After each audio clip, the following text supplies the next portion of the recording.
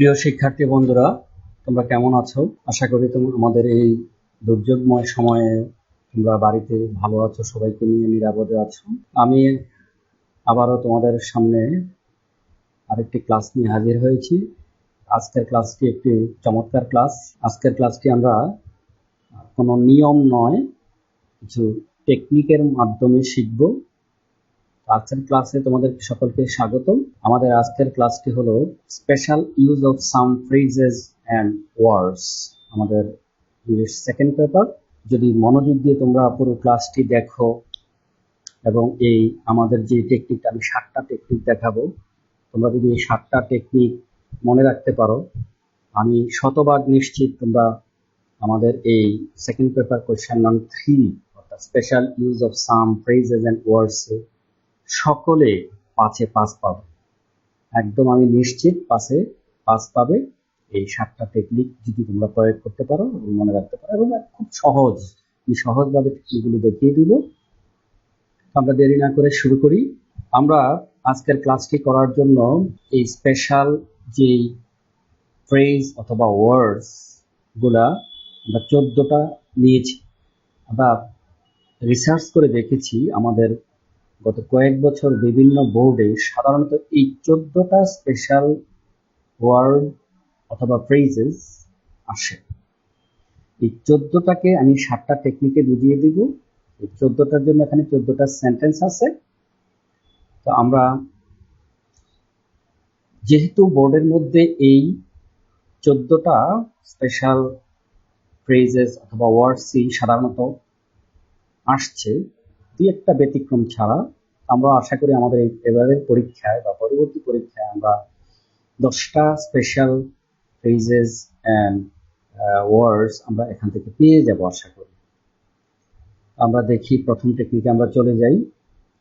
আমরা প্রথম টেকনিকটার নাম দিয়েছি shortcut technique 1, question mark technique. Question mark টেকনিকে তোমরা যেটা করবা সেটা হলো আমাদের এই যে তোমাদের যে 10টা স্পেশাল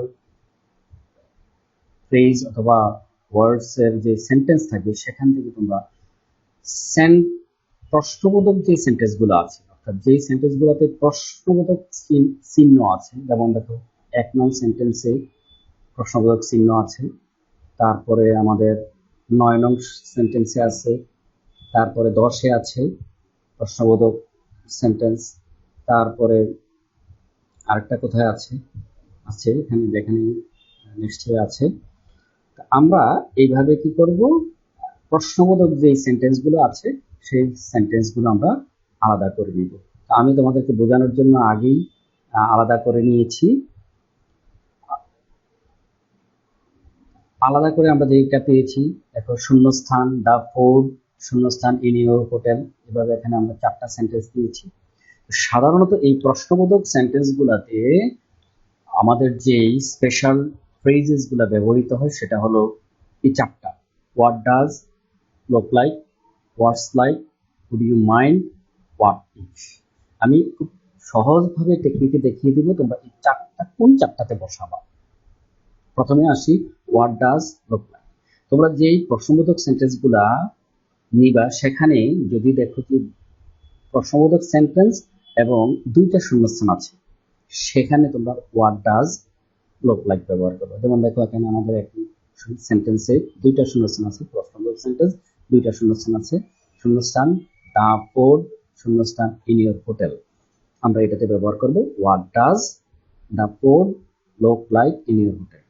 তোমার হোটেলের খাবারগুলা কেমন? ঠিক আছে, আমরা 2টা শূন্যস্থান যে প্রশ্নবোধক সেন্টেন্স আছে সেখানে আমরা হোয়াট ডাজ লাইক ব্যবহার করব। তারপরে আমরা যেটা করব সেটা হলো প্রশ্নবোধক সেন্টেন্স এবং দেখব যে সেই সেন্টেন্সগুলা ভার্বের শূন্যস্থানের পর ভার্বের আইএনজি আছে কিনা। সেক্ষেত্রে দেখবা যে তোমরা সেন্টেন্সের শুরুতেই শূন্যস্থান থাকবে এবং তারপর ভার্বের আইএনজি থাকবে। শুরুতেই শূন্যস্থান, তারপর ভার্বের আইএনজি থাকলে আমরা ওয়ার্ডস লাইক অথবা উড ইউ মাইন্ড ব্যবহার করব। তো সেখানে এখানে প্রশ্ন আসে, স্যার আমরা কোনটা ব্যবহার করব?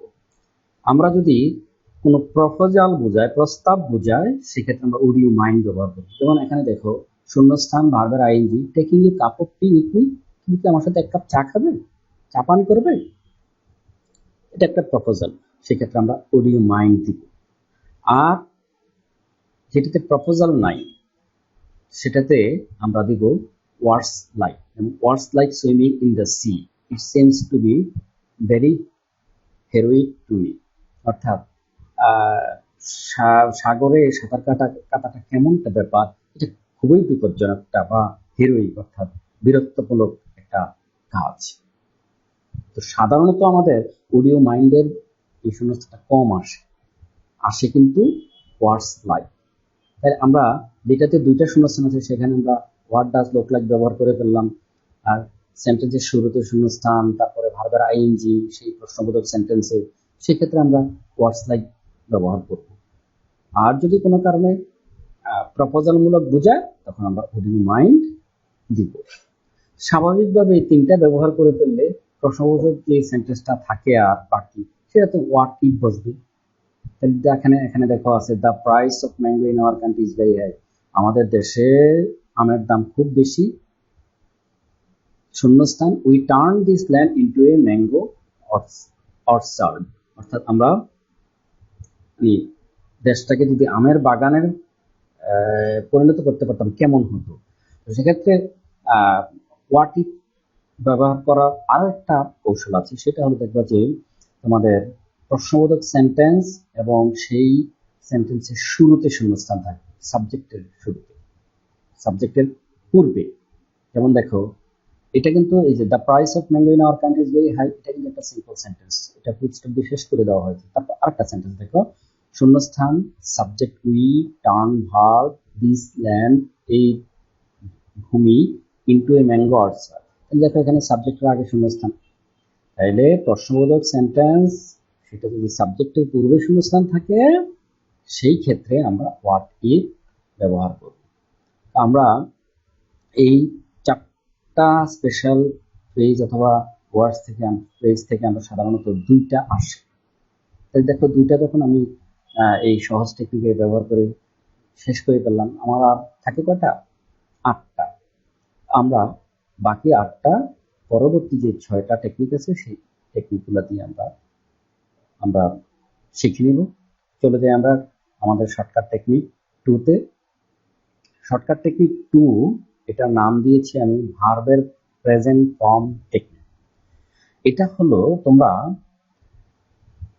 দেখবা যে আমাদের যেই স্পেশাল ফ্রেজেস বা ওয়ার্ডসের যেই সেন্টেন্সগুলো আছে সেই ক্ষেত্রে কিছু সেন্টেন্সে দেখবা যে সাবজেক্ট শূন্যস্থান তারপর ভার্বের প্রেজেন্ট ফর্ম আছে। তোমরা সেই সেন্টেন্সগুলো খুঁজে বের করে আলাদা করে নিবা। আমরা এখানে 14টার মধ্যে 3টা পেয়েছি। আই সাবজেক্ট শূন্যস্থান ডাই ভার্বের প্রেজেন্ট ফর্ম, এটা একটা। ইউ সাবজেক্ট শূন্যস্থান ভার্বের প্রেজেন্ট ফর্ম, এটা একটা। You look so weak you শূন্যস্থান ভার্বের প্রেজেন্ট ফর্ম, 3টা পেয়েছি। এখন এই সমস্ত সাবজেক্টের উপরে শূন্যস্থান ভার্বের প্রেজেন্ট ফর্ম এগুলাতে সাধারণত আমরা রিসার্চ করে দেখেছি আমাদের বোর্ডগুলোতে আসে would rather, had better, have to, has to, had to. এখন দেখো আমি প্রথমেই যে তোমাদেরকে টেকনিকটা শিখিয়ে দিচ্ছি, এই সমস্ত শূন্যস্থানে অর্থাৎ সাবজেক্ট শূন্যস্থান ভার্বের প্রেজেন্ট ফর্ম আছে এরকম যে সেন্টেন্সগুলো পাবা তোমরা, সেক্ষেত্রে যদি সেই সেন্টেন্সে দেন থাকে, আমি এখানে দেখো রেড মার্ক করে দিয়েছি দেন, যে উপরে দেন লিখে দিয়েছি, দেন থাকলে সেটাতে উড রাদার বসবে। তাহলে আমাদের একটা চলে গেল, I would rather die than be dishonest, আমি অসৎ হওয়ার চেয়ে আমি মরে যাব। Honesty is the best policy, সততা একটা উৎকৃষ্ট পন্থা, সততা একটি উৎকৃষ্ট পন্থা। তাইলে আমরা দেখো আমাদের একটা চলে গেল, তারপরে বাকি যে had better, had to, has to, had two এগুলা কোথায় বসবে? হ্যাভ টু এবং হ্যাজ টু দেখবা যে সাবজেক্টের পর শূন্যস্থান এবং ভার্বের প্রেজেন্ট ফর্ম আছে, সেই শূন্যস্থানগুলা যদি বাধ্যতামূলক কাজ বোঝায়, যেমন করতেই হবে এরকম কাজ বোঝালে সেক্ষেত্রে হ্যাভ টু অথবা হ্যাজ টু বসে। তুমি দেখো 2 নম্বর যে সেন্টেন্সটা সেটা হলো you has follow the rules of health in order to live well, তোমাকে স্বাস্থ্যের নিয়মগুলা মানতে হবে বা অনুসরণ করতে হবে in order to live well, ভালোভাবে বাঁচতে হলে। এটা বাধ্যতামূলক। এই বাধ্যতামূলক কাজটা বোঝানোর জন্য হ্যাভ টু অথবা হ্যাজ টু বসে। তো এই ক্ষেত্রে সাবজেক্ট যেহেতু ইউ, সেক্ষেত্রে এখানে হ্যাভ টু বসবে। সাবজেক্ট যদি থার্ড পারসন সিঙ্গুলার হতো তাহলে হ্যাজ টু বসতো। তা আমরা আমাদের যে ক্লুতে পরে যে আমাদের যে ক্লুগুলো দেওয়া থাকবে সেই ক্লুতে যেটা থাকে হ্যাভ টু থাকলে হ্যাভ টু দেবো, হ্যাজ টু থাকলে হ্যাজ টু দেবো, সেটা তারা দিয়ে দিবে সাবজেক্টের সাথে মিলিয়ে, যেটা মানে এখানে প্রয়োগ হবে সেটা তারা দিয়ে দিবে। তাহলে বাধ্যতামূলক বোঝানো আমরা ব্যবহার করব হ্যাভ টু অথবা হ্যাজ টু। আর যদি অতীতের বাধ্যতামূলক বোঝায় তখন সেই ক্ষেত্রে আমরা হ্যাড টু ব্যবহার করব। যেমন এখানে একটা আমরা উদাহরণ দিতে পারি বাধ্যতামূলক, যেমন I had to leave my job last year. এখন লাস্ট ইয়ার থাকাতে দেখো কি বোঝাচ্ছে, এটা অতীতের একটা ঘটনা বোঝাচ্ছে এবং বাধ্যতামূলক। অতীতের এবং বাধ্যতামূলক কোন না কোনো একটা কারণ ছিল, because of my bad health, আমাদের খারাপ স্বাস্থ্যের কারণে আমাকে কি করতে হয়েছে, গত বছর চাকরিটা ছেড়ে দিতে হয়েছে। এখানে বাধ্যতামূলক। বাধ্যতামূলক এরকম কোন সেন্টেন্স থাকলে আমরা সেক্ষেত্রে হ্যাড টু দেব। আর দেখো আমাদের আর বাকি একটা সেন্টেন্স থাকে, ইউ লুকস উইক, তুমি দেখতে খুবই দুর্বল মনে হচ্ছে। ইউ শূন্যস্থান go home as early as possible.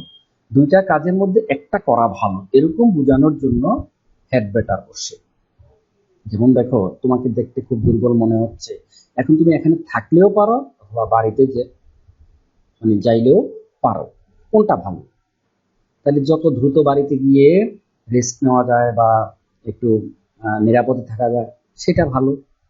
সেই ক্ষেত্রে দুইটা কাজের মধ্যে একটা যেটা ভালো সেটাকে করা বোঝানোর জন্য আমাদের হ্যাড বেটার ব্যবহৃত হয়। তাহলে এই সেন্টেন্সে আমরা দেখতে পাচ্ছি যে ইউ লুক সো উইক, তোমাকে দেখতে খুব দুর্বল মনে হচ্ছে।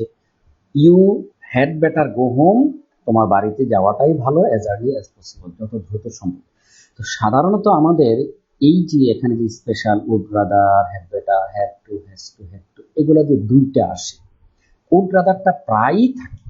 তাহলে আমি যদি উড রাদার, যেহেতু দেন যুক্ত সেন্টেন্সে উড রাদার ব্যবহৃত হবে, তাহলে বিকল্প যে সেন্টেন্সটা থাকবে সাবজেক্ট শূন্যস্থান ভার্বের প্রেজেন্ট, সেটাতে ওই যেটা আসবে হ্যাভ টু আসুক, হ্যাজ টু আসুক, হ্যাড টু আসুক অথবা হ্যাড বেটার আসুক, সেটা বসবে। এটা একটা টেকনিক্যাল বিষয়, কৌশলগত কারণে আমরা সেটা বের করে ফেলতে পারবো। আমরা আশা করি এখানেও তোমাদের আর কোনো সমস্যা থাকবে না এই আমাদের would rather, had better, have to, has to, had to ব্যবহারের ক্ষেত্রে। তাহলে আমরা পরবর্তী টেকনিকে চলে যাই, শর্টকাট টেকনিক 3। এটার নাম দিয়েছি আমি ইন্ট্রোডাক্টরি সাবজেক্ট ইট অথবা দেয়ার। ইট অথবা দেয়ার দুইটার যে কোনো একটা আসবে, দুইটা আসে না, একটা আসে। সেই ক্ষেত্রে আমরা এই ধরনের সেন্টেন্সগুলো কিভাবে আমরা চিহ্নিত করব? তোমাদের যে 10টা সেন্টেন্স দেওয়া থাকবে সেই 10টা সেন্টেন্সে খুঁজে নিবা যে সেন্টেন্সের শুরুতেই শূন্যস্থান, তারপর পর শূন্যস্থানের পর পর ভার্ব আছে, সাধারণত বিভার থাকে। সাধারণত বিভার থাকে, দেখো এখানে আমাদের ওয়ার আছে, দ্বিতীয় শূন্যস্থানটাতে আছে ইজ, দুইটাই বিভার। সেক্ষেত্রে ফর্মাল বলেছে এখানে ফর্মালি আমরা জানি সেন্টেন্সের শুরুতে অ্যাডভার্ব ব্যবহৃত হতে পারে, সাবজেক্টের আগে সেটা হয়ে থাকে। তো আমরা যে শূন্যস্থানটার পর পর বিভার্বের সিঙ্গুলার ফর্ম থাকবে সেটাতে আমরা ইট ব্যবহার করবো, এটা নিশ্চিত, কারণ ইটের পরে ভার্ব সিঙ্গুলার হয়, প্লুরাল হয় না। আর যেটার পরে বিভার্ব প্লুরাল থাকে সেক্ষেত্রে দেয়ার নিশ্চিত হবে, তবে সেই ক্ষেত্রে সিঙ্গুলার হলেও দেয়ার হতে পারে। সেই ক্ষেত্রে আমরা যেটা বললাম যে আমাদের দুইটা থেকে যে কোনো একটা আসবে, আমরা কি করব, সেই সেন্টেন্সটাকে খুঁজে বের করব যে প্রথমে শূন্যস্থান তারপরে বিভার্ব আছে, সেটা খুঁজে বের করে আমরা সেখানে ইট অথবা দেয়ার ব্যবহার করব। সেই ক্ষেত্রে দেয়ারের পর পর ভার্ব কিন্তু সিঙ্গুলারও হতে পারে, প্লুরালও হতে পারে, সেটা নির্ভর করবে ওই সেন্টেন্সের অবজেক্টের উপরে। ওই সেন্টেন্সের অবজেক্ট যদি সিঙ্গুলার হয় ভার্ব সিঙ্গুলার হবে, অবজেক্ট যদি প্লুরাল হয় ভার্ব প্লুরাল হবে। যেমন এখানে দেখো এ ফিউ টি স্টলস, এখানে অবজেক্টটা প্লুরাল, সেই কারণে আমাদের ভার্ব প্লুরাল হয়েছে। আমরা জানি যে ইন্ট্রোডাক্টরি সাবজেক্ট দেয়ারের ভার্ব বসে তার অবজেক্টের উপর নির্ভর করে, অবজেক্ট যদি সিঙ্গুলার হয় ভার্ব সিঙ্গুলার হবে, অবজেক্ট যদি প্লুরাল হয় ভার্ব প্লুরাল হবে। এখানে দেখো এ পিউ টি স্টলস অবজেক্টটা প্লুরাল, সেই কারণে আমাদের এখানে ভার্ব প্লুরাল। তো সেই ক্ষেত্রে আমরা আবারও বলি যে আমাদের ইন্ট্রোডাক্টরি সাবজেক্ট এটা অথবা দেয়ার দিয়ে দুইটা আসবে না, একটা আসবে। সেই ক্ষেত্রে আমরা সেন্টেন্সটাকে আইডেন্টিফাই করবো কিভাবে? সেন্টেন্সের শুরুতে শূন্যস্থান থাকবে, শূন্যস্থানের পর পর ভার্ব সাধারণত বিভার্ব থাকবে। সেই ক্ষেত্রে সেই সমস্ত সেন্টেন্স গুলাতে আমরা ইট অথবা দেয়ার ব্যবহার করব। এবং ইট কখন ব্যবহার করব, দেয়ার কখন ব্যবহার করব সেটা আমি আলাদা করে দিয়েছি। যদি দুইটাই আসে তাইলে আমরা সেটাকে আমরা ব্যবহার করতে পারবো, দুইটাই কিভাবে ব্যবহার করা যায়। তো আমরা পরবর্তী টেকনিকে চলে যাই। পরবর্তী টেকনিক শর্টকাট টেকনিক 4, এটা লেট অ্যালোন। লেট অ্যালোন যার অর্থ হলো ভাবাই যায় না বা চিন্তাই করা যায় না।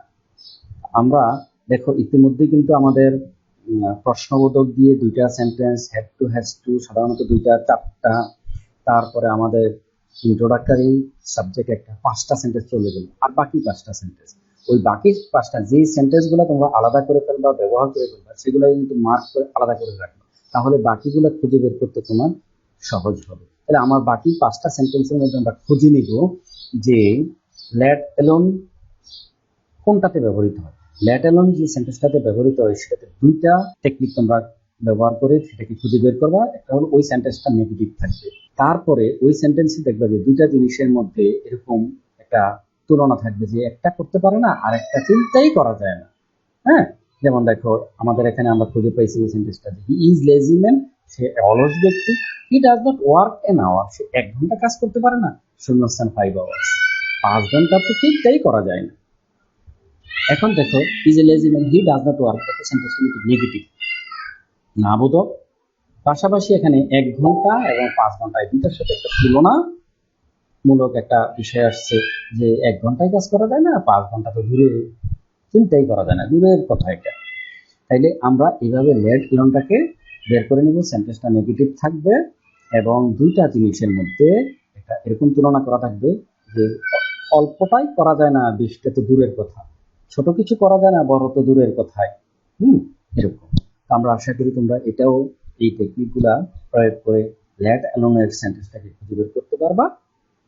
আমরা পরবর্তী টেকনিকে চলে যাই, শর্টকাট টেকনিক 5। এখান থেকে একটা আসে as if, as though. We সাধারণত আসে না, অ্যাজ ইফ অথবা অ্যাজ দো এই দুইটা আসে। তো অ্যাজ ইফ, অ্যাজ দো যে সেন্টেন্সগুলোতে ব্যবহৃত হয় সেই সেন্টেন্সগুলোকে খুঁজে বের করার জন্য আমরা কিছু টেকনিক প্রয়োগ করব। প্রথম কথা হলো ওই সেন্টেন্সগুলো দুইটা সিম্পল সেন্টেন্সের মাঝে শূন্যস্থান থাকবে, দুইটা সিম্পল সেন্টেন্সের মধ্যে শূন্যস্থান থাকবে। সেই সিম্পল সেন্টেন্সগুলা প্রথম অংশটা প্রেজেন্ট ইনডেফিনিট থাকলে পরের অংশটা পাস্ট ইনডেফিনিটে থাকতে পারে, আর প্রথম অংশ যদি পাস্ট ইনডেফিনিট থাকে পরের অংশ ফার্স্ট পারফেক্ট টেন্সে থাকতে পারে। তো সেই ক্ষেত্রে আমরা দেখে নিব, যেমন আমাদের এখানে আমরা যে সেন্টেন্সটা আমরা পেয়েছি সেটা হলো দ্য ম্যান প্রিটেন্ডেড শূন্যস্থান he had known everything, a little learning is a dangerous thing. এখন এখানে দেখো আমাদের দ্য ম্যান প্রিটেন্ডেড, লোকটা এমন ভান করেছিল, একটা সিম্পল সেন্টেন্স, শূন্যস্থান হি হ্যাড নোন এভরিথিং, সে সব কিছু জানে, এটা একটা সিম্পল সেন্টেন্স। দুটা সিম্পল সেন্টেন্সের মাঝখানে শূন্যস্থান, এই শূন্যস্থানটাতে হয় অ্যাজ ইফ বসবে অথবা অ্যাজ দো বসবে। পাশাপাশি দেখো প্রথম অংশটা দ্য ম্যান প্রিটেন্ডেড ভার্বের ফার্স্ট ফর্ম অর্থাৎ ফার্স্ট ইনডেফিনিট টেন্স, পরের অংশ ফার্স্ট পারফেক্ট টেন্স, এটা একটা টেকনিক। অথবা এটা যদি আমাদের প্রেজেন্ট ইনডেফিনিট এবং পাস্ট ইনডেফিনিট হয় সেক্ষেত্রে এরকম থাকতে পারে, দেখো দ্য ম্যান প্রিটেন্ডস শূন্যস্থান হি নিউ এভরিথিং, পরের অংশ দেখো ফার্স্ট ইনডেফিনিট টেন্স। এখন যদি প্রথম অংশ প্রেজেন্ট ইনডেফিনিট টেন্সে থাকে আর পরের অংশ পাস্ট ইনডেফিনিট থাকে, সেক্ষেত্রে যদি পরের অংশ যদি বিভার্ব থাকে সেক্ষেত্রে কিন্তু তোমরা বিভার্ব হিসাবে ওয়ার পাইবা। যেমন দেখো দ্য ম্যান বিহেভস শূন্যস্থান হি ওয়ার এ কিং, প্রথম অংশ যদি প্রেজেন্ট টেন্সে পাও আর পরের অংশ যদি তোমরা বিভার্ব পাও সেক্ষেত্রে কিন্তু তোমরা বিভার্ব পাবা ওয়ার। দেখো হি এর ক্ষেত্রে কিন্তু ওয়াজ হওয়ার কথা, না হয়ে এখানে ওয়ার হয়েছে। এটা কেন হয়েছে? এটা রাইট ফর্ম অফ ভার্বে নিয়মটা ব্যবহৃত হয়। তারপর এখানে একটু বলে দিচ্ছি, এই সমস্ত সেন্টেন্স গুলা মানে কাল্পনিক, এগুলা কখনোই বাস্তবে রূপ ধারণ করে না, সেই কারণে এরকম বোঝানোর জন্য ওয়ার ব্যবহৃত হয়েছে। The man behaves as if অথবা as though he war a king. এমন আচরণ করছে মনে হচ্ছে একজন রাজা। তো সেই ক্ষেত্রে উইশ কখন হবে, সেটা হলো উইশ হবে সেন্টেন্সের সাবজেক্টের পর শূন্যস্থান থাকবে, তার পরে সাবজেক্ট এবং বিভার ওয়ার থাকবে। তো উইশের বিষয়টা খুব কম আসে, এটা আসে না। তারপরে যদি আসে তোমরা দেখবে যে উইশ সেক্ষেত্রে সাবজেক্টের পর শূন্যস্থান থাকবে, শূন্যস্থানের পরে যেই সেন্টেন্সটা থাকবে সেই সেন্টেন্সটা সাবজেক্ট প্লাস বিভার ওয়ার থাকবে, অথবা ভার্বের ফার্স্ট ফর্ম থাকবে, অথবা যদি তোমার উইশড দেওয়া থাকে সেক্ষেত্রে পরের অংশটা ফার্স্ট পারফেক্ট টেন্স থাকবে। তাহলে আমরা আবার একটু করি, আমরা as if, as do, wish এগুলো ব্যবহার করব দুইটা সিম্পল সেন্টেন্সের মাঝখানে শূন্যস্থান থাকবে। সেই ক্ষেত্রে দেখবা যে ওই সেন্টেন্সটা তোমরা এটাকে শর্টিং করার জন্য, খুঁজে বের করার জন্য প্রথমে দেখবা প্রথম অংশটা প্রেজেন্ট ইনডিফিনিট টেন্সে থাকলে পরের অংশ পাস্ট ইনডিফিনিট টেন্সে থাকবে। সেক্ষেত্রে পরের অংশ যদি বিভার থাকে বিভারটা থাকবে ওয়ার, অথবা প্রথম অংশ যদি পাস্ট ইনডিফিনিট টেন্সে থাকে পরের অংশ থাকবে পাস্ট পারফেক্ট টেন্সে। সেই ক্ষেত্রে আমরা অ্যাজ ইফ অথবা অ্যাজ দো আমরা ব্যবহার করি। যেমন দেখো, the man pretended as if he had known everything. এমন ভান করছে মনে হয় সে সব কিছুই জানতো, অথবা আমরা এখানে অ্যাজ দো দিতে পারি। নিচের গুলো এভাবে হবে। আমরা আশা করি এই আমাদের যে shortcut technique 5 as if, as though অথবা উইশ কিভাবে টেকনিক্যালি ব্যবহার করতে হয় সেটা তোমরা বুঝতে পেরেছো। আমরা পরেরটাতে চলে যাই, শর্টকাট টেকনিক 6। সেখানে আমরা নো সোনার হেড অথবা অ্যাজ সোন অ্যাজ কিভাবে কোন সেন্টেন্স গুলাতে ব্যবহৃত হবে এবং সেই সেন্টেন্স গুলা কিভাবে খুঁজে বের করতে হবে সেটা আমরা দেখাচ্ছি। প্রথমে দেখাচ্ছি নো সোনার হেড। তোমরা নো সোনার হেড যদি দেখো, সেন্টেন্স গুলা প্রথমে শুরুতে শূন্যস্থান থাকবে, তারপর আরেকটা হলো যে শূন্যস্থানটা দেখো, সেন্টেন্সের শুরুতে শূন্যস্থান, তারপর দেখবে যে সাবজেক্ট থাকবে, সাবজেক্টের পর মূল ভার্বের পাস্ট পার্টিসিপল ফর্ম থাকবে। আরো একটা টেকনিক আছে, ওই সেন্টেন্সে দেন থাকবে। তাইলে দেখো কতগুলা টেকনিক, সেন্টেন্সের শুরুতে শূন্যস্থান থাকবে, সাবজেক্টের পর ভার্বের ফার্স্ট পার্টিসিপল ফর্ম থাকবে এবং ওই সেন্টেন্সে দেন থাকবে। এরকম যদি সেন্টেন্সটা পাও সেই সেন্টেন্সে আমরা নো সোনার হেড দিব। যেমন no sooner had the student seen the teacher, ছাত্ররা শিক্ষককে দেখতে না দেখতেই than they enter the classroom, তারা ক্লাসরুমে প্রবেশ করবে। তাহলে আমরা চলো অ্যাজ সুন অ্যাজটা কিভাবে ব্যবহার করা যায় দেখি। অ্যাজ সুন অ্যাজ ব্যবহৃত সাধারণত এরকম বোঝালে যে কোনো কাজ করতে না করতেই আরেকটা কাজ শুরু হয়ে গেছে। সেই ক্ষেত্রেও তোমরা সেন্টেন্সের শুরুতে শূন্যস্থান পেতে পারো, অথবা দুইটা সিম্পল সেন্টেন্সের মাঝেও শূন্যস্থানটা পেতে পারো। তো সেই ক্ষেত্রে দেখো কি বোঝাচ্ছে এখানে, শূন্যস্থান আই রিচড দ্য স্টেশন, আমি স্টেশনে পৌঁছেছিলাম। দ্য ট্রেন স্টার্টেড, ট্রেনটা শুরু হওয়ার সাথে সাথে। দেখো এখানে কি, as soon as I reached the station the train started, আমি স্টেশনে পৌঁছতে না পৌঁছতেই the train started, ট্রেনটা চলতে শুরু করলো। দেখো সে পৌঁছতে না পৌঁছতে একটা কাজ শেষ হতে না হতেই আরেকটা কাজ শুরু হয়ে গেল, আরেকটা কাজ কি, ট্রেনটা চলতে শুরু করলো। এরকম কোনো কাজ করতে না করতে যদি আরেকটা কাজ শুরু হয়ে যায় সেটাকে বোঝানোর জন্য আমরা জানি যে as soon as ব্যবহৃত হয়।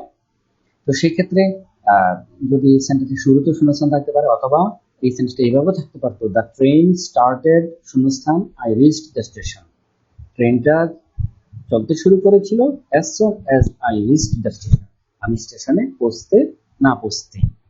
I could not avail myself of the train, আমি মানে ওই ট্রেনে যেতে পারিনি। এখন দেখো আমরা as soon as কিভাবে ব্যবহার করব আমরা সেটা আশা করি তোমরা বুঝতে পেরেছো।